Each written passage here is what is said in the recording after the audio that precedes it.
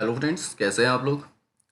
जावा lecture series के next lecture Java virtual machine में Java virtual machine में आप लोगों का स्वागत है। आज हम लोग डिस्कस करने वाले हैं जावा वर्चुअल मशीन जेवीएम को। तो आइए स्टार्ट करते हैं। Java virtual machine it is an abstract machine. Abstract machine कहने का मतलब है कि एक वर्चुअल मशीन है। ये क्या करती है, आपकी एक वर्चुअल मशीन है जिसपे कि आपका कोड रन होता है।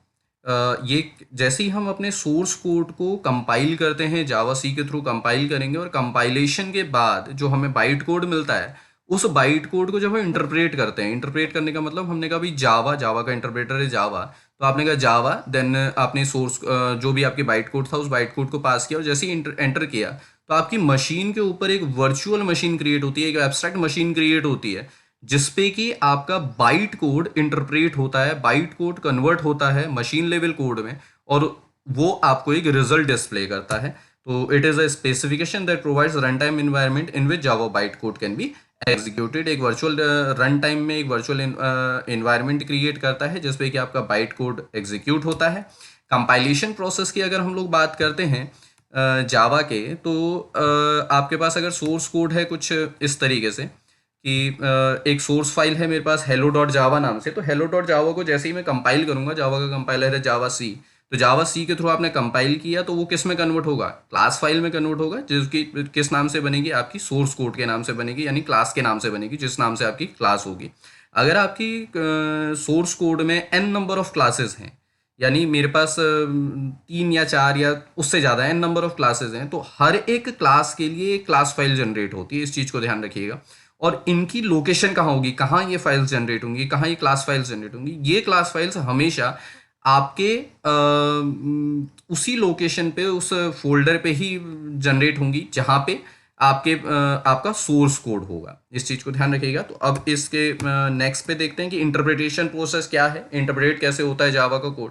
आपने कहा आपके पास क्लास फाइल आ गई थी hello डॉट क्लास, तो hello डॉट क्लास को आप इंटरप्रेट करो, यानी अगर आपके कोड में कोई एरर नहीं है, सिंटेक्स एरर कोई भी आपके कोड में नहीं है, तो आपके पास क्या होगा, सक्सेसफुली कंपाइल होगा कोड, क्लास फाइल जनरेट हो जाएगी। अब उस क्लास फाइल को, या बाइट कोड भी हम लोग कहते हैं, तो इस बाइट कोड या क्लास फाइल को आप इंटरप्रेट करते हो, तो इंटरप्रेटर जावा का है जावा, तो आप कहते हो जावा देन हेलो, यानी आपकी क्लास फाइल, मेन क्लास यहाँ पे हमेशा पास की जाती है इंटरप्रेटर के साथ, ये आपको मालूम ही है।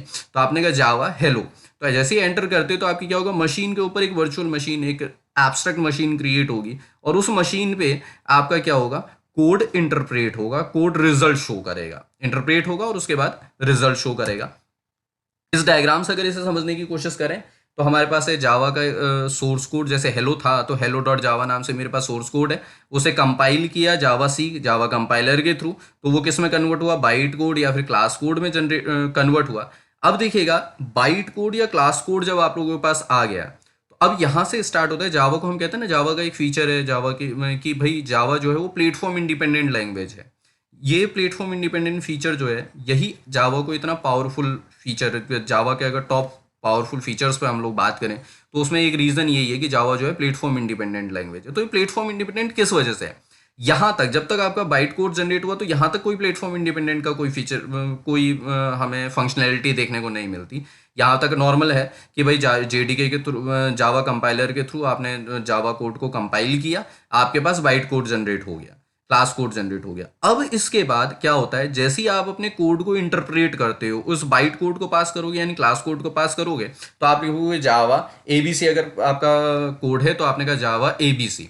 तो जैसे ही आपने जावा एबीसी लिखा तो क्या होगा, एंटर करते ही आपकी मशीन के ऊपर, आप अगर विंडोज पे काम करो, लिनक्स पे या मैक पे, किसी भी मशीन पे काम करो, तो उस मशीन के ऊपर एक वर्चुअल मशीन क्रिएट होती है, एक वर्चुअल मशीन क्रिएट होती है, यानी जेवीएम। अब जेवीएम का रोल स्टार्ट होता है। जेवीएम क्या करेगा, एक वर्चुअल एनवायरनमेंट क्रिएट करेगा जिसमें कि आपका ये बाइट कोड क्या होगा, इंटरप्रेट होना स्टार्ट होगा, यानी ये कन्वर्ट होगा मशीन लेवल कोड पे और उसके बाद आपको रिजल्ट देगा। इसी वजह से जावा को हम लोग क्या कहते हैं, प्लेटफॉर्म इंडिपेंडेंट लैंग्वेज कहते हैं। अब ध्यान रखिएगा, जावा प्लेटफॉर्म इंडिपेंडेंट लैंग्वेज है, लेकिन जेवीएम प्लेटफॉर्म इंडिपेंडेंट नहीं होता।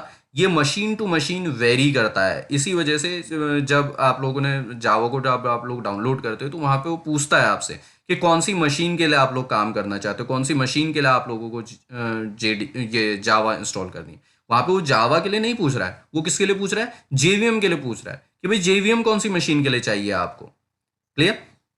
तो जेवीएम आपकी जो है प्लेटफॉर्म डिपेंडेंट है, लेकिन जावा आपकी प्लेटफॉर्म इंडिपेंडेंट है। अब बात करते हैं कि जावा के जेवीएम के ऑपरेशंस क्या क्या हैं। 3 ऑपरेशंस यहाँ पे होते हैं। पहला लोड द कोड। यहाँ पे क्या होता है, आपकी जो क्लासेस बनी है आपके बाइट कोड में क्या होगा कि जब आपने सोर्स कोड को कंपाइल किया तो बाइट कोड जनरेट हुआ, तो वो बाइट कोड में क्या होती है, क्लास फाइल्स आपके पास है। तो वो जो क्लास फाइल्स जितनी भी हैं वो सारी की सारी क्लास फाइल्स क्या होती हैं, लोड होती हैं आपकी जेवीएम पे, रिलेटेड क्लास फाइल्स। क्लियर। तो वो सारी की सारी क्लास फाइल्स क्या होती हैं, लोड होती हैं आपकी किसमें, जेवीएम पे। ये कौन करता है, ये काम है आपका क्लास लोडर का। यहाँ पे रोल आता है क्लास लोडर्स का। तो क्लास लोडर्स के थ्रू आपकी क्लास फाइल्स लोड होती हैं। उसके बाद आप अपनी क्लासेस को वेरीफाई करते हो कि भाई एन नंबर ऑफ क्लासेस तो आपके पास आ गई, एन नंबर ऑफ कोड आपके जेवीएम में आ गए, क्या ये वही क्लासेस हैं, ये सारी की सारी क्लासेस वही हैं जिन पे हमने काम करना था, ये कुछ एक्स्ट्रा क्लासेस तो नहीं आ गई, कुछ गलत क्लासेस तो नहीं आ गई। तो यहाँ पे वेरीफायर काम करता है, जावा वेरीफायर यहाँ पे काम करते हैं।